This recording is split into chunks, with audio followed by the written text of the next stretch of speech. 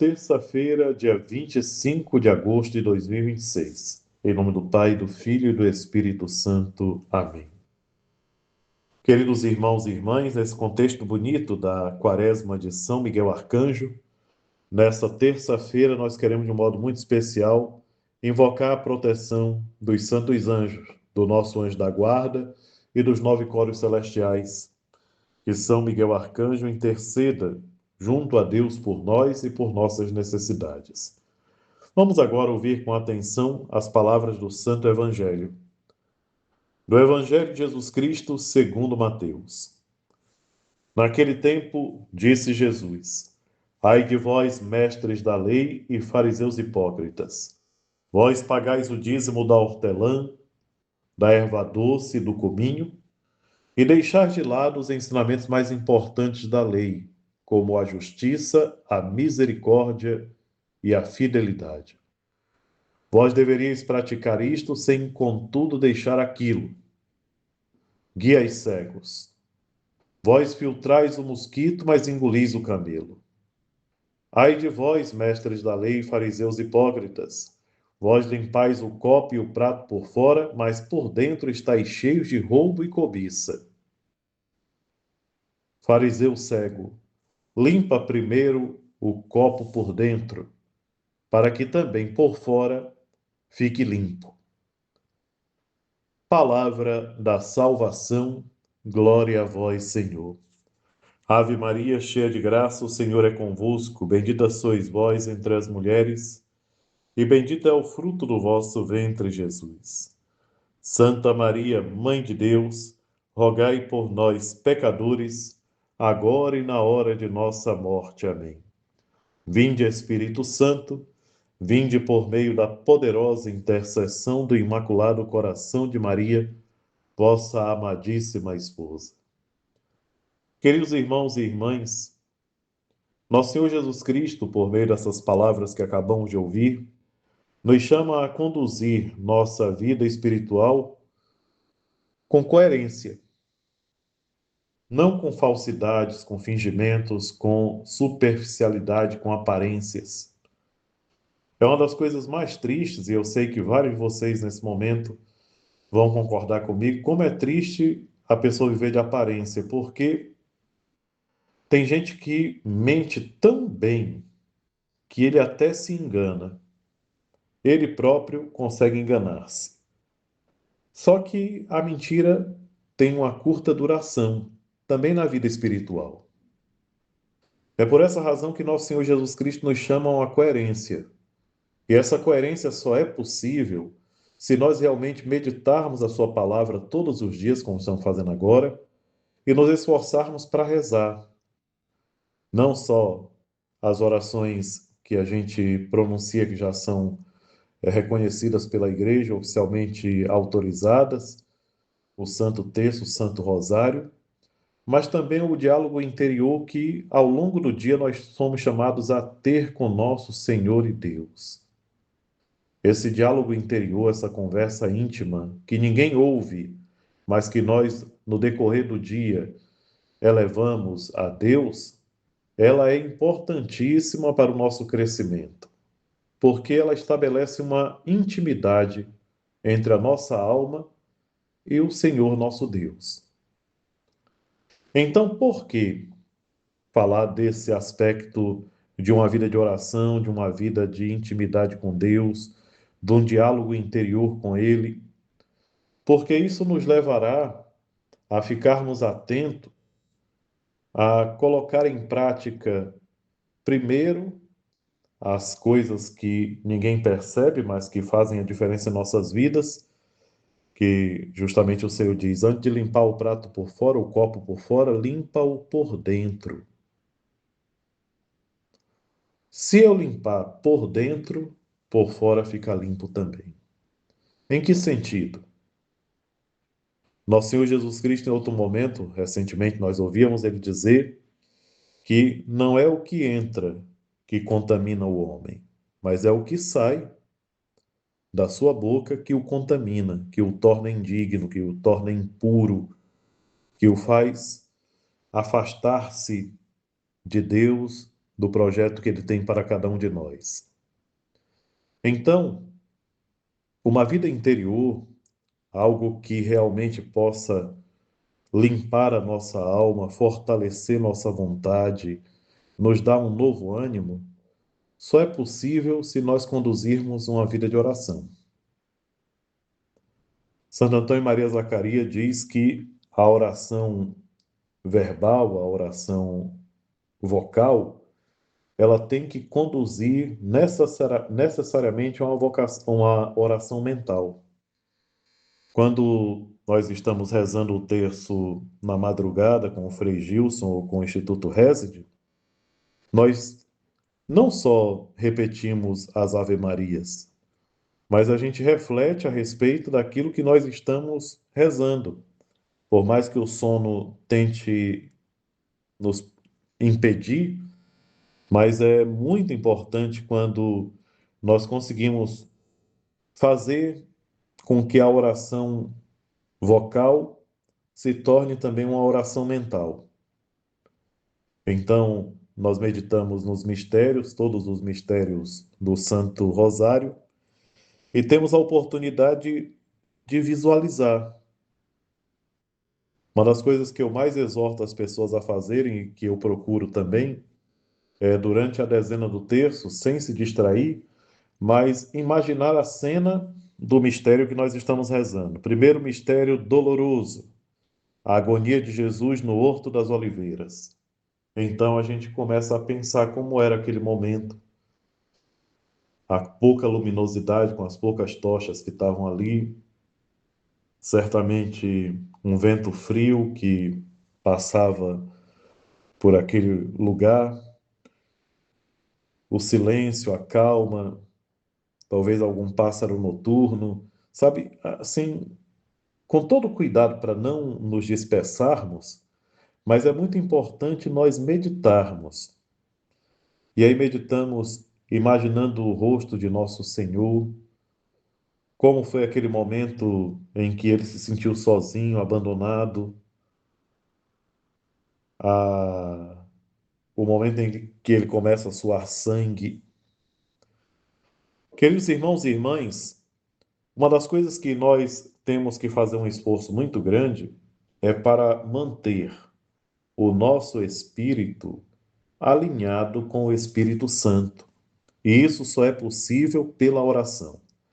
Interessante, nas palavras de nosso Senhor Jesus Cristo, registradas pelo evangelista São Mateus, nós vimos que ele nos dá um direcionamento para que nós entendamos que essa prática interior, esse crescimento interior, essa maturidade espiritual que nós alcançamos por meio de uma vida de fé coerente, ela nos leva depois a praticar essas coisas exteriores com um verdadeiro sentido.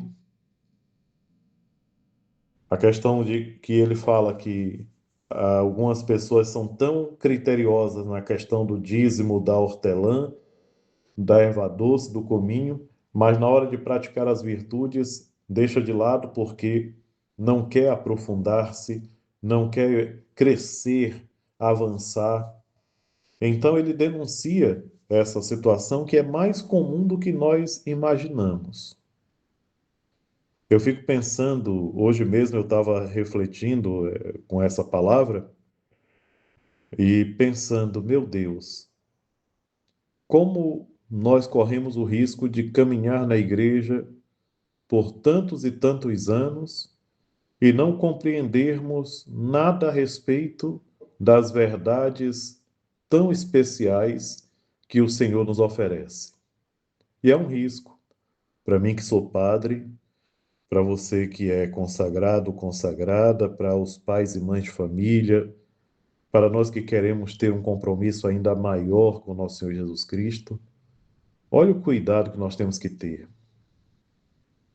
E digo a vocês com muita, assim, com uma certa tristeza, que no decorrer da nossa caminhada, quantas vezes nós percebemos pessoas maravilhosas que a um determinado momento largaram tudo, abandonaram tudo, deixaram tudo.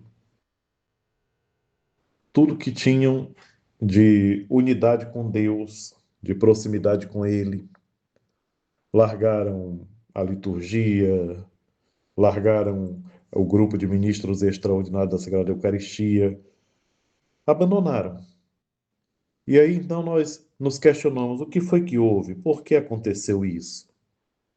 E eu digo a vocês, claro que tudo aquilo que se refere ao ser humano é muito complexo, mas uma boa parte dessas situações de abandono se dão por uma falta de compromisso em conduzir uma vida interior.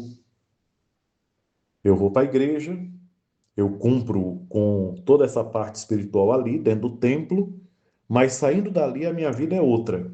Aí eu faço o que eu quero, eu me comporto do jeito que eu quero, eu procuro outras coisas que não têm nada a ver com a minha fé. A propósito disso, eu insisto, queridos irmãos e irmãs, tenhamos cuidado com essas situações que persistem e a gente percebe até por meio das redes sociais quantas pessoas que querem praticar a verdadeira fé em nosso Senhor Jesus Cristo sem abandonar certas práticas pagãs que não têm nada a ver com o cristianismo.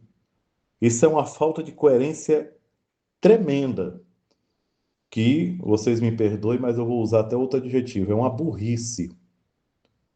É ser muito burro a pessoa ter a possibilidade de estar com tudo, com uma graça tão especial, que é a fé em nosso Senhor Jesus Cristo, seus ensinamentos, seus direcionamentos, a devoção à Nossa Senhora, esse amparo materno da Virgem Maria, e ainda procurar coisas ou elementos que não fazem parte da vida cristã, de outros cultos, de outras matrizes, de algumas ideologias, de outras pseudos, sei lá o quê. Mas é impressionante. Uma das coisas que já me ouviram falar muitas vezes, eu não me conformo, é com a questão de uma pessoa dizer que é cristão, que segue Jesus Cristo e falar de horóscopo. Eu já entrei em embates sérios com algumas pessoas por conta disso. Ah, eu sou de Leão, ah, eu sou de Áries, ah, eu sou de Libra, ah, eu sou. Que tu é nada. Como é que a pessoa pode se permitir dizer que segue Jesus Cristo e vai atrás desses pendurucalhos inúteis que trazem consequências muito ruins para a nossa vida e podem prejudicar-nos? Às vezes a gente não sabe por que as coisas não dão certo, às vezes a gente não sabe porque parece que a nossa oração não surte efeito, e não sabe sabendo.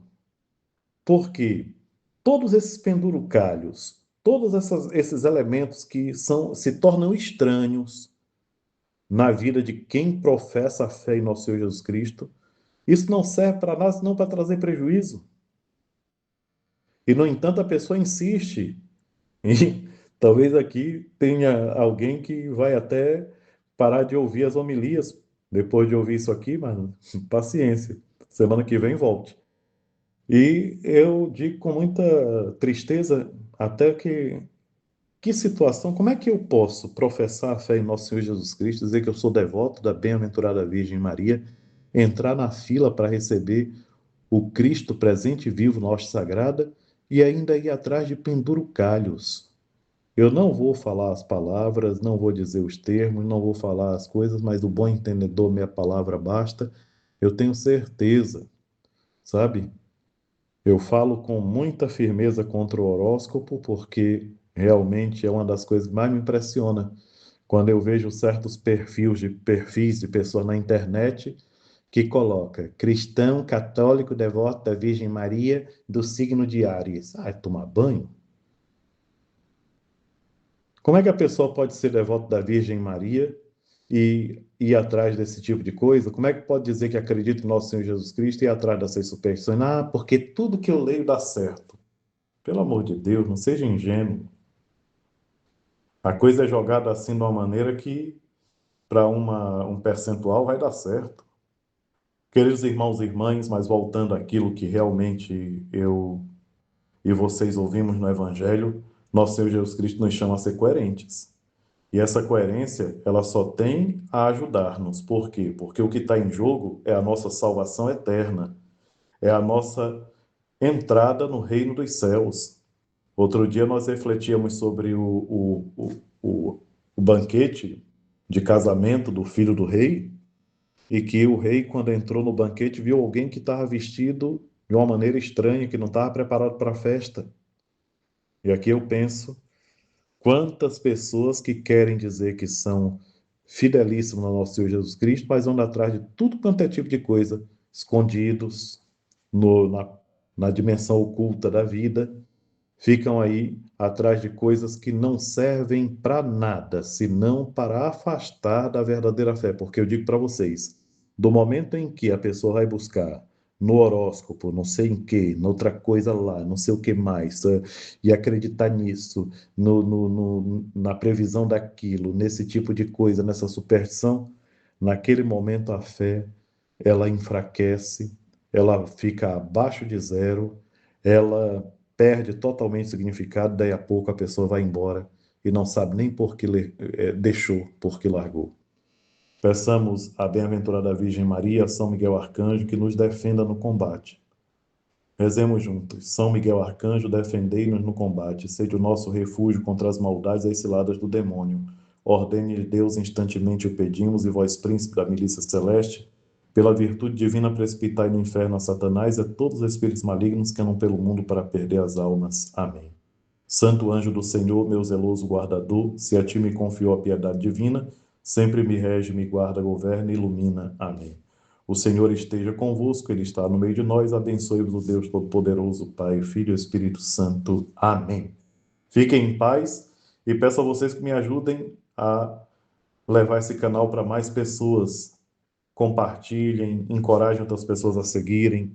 Coloquem também aí o joinha de vocês, dizendo que vocês gostaram do que ouviram. Eu espero que nós tenhamos uma terça-feira abençoada e que consigamos progredir sempre mais. Fiquem em paz.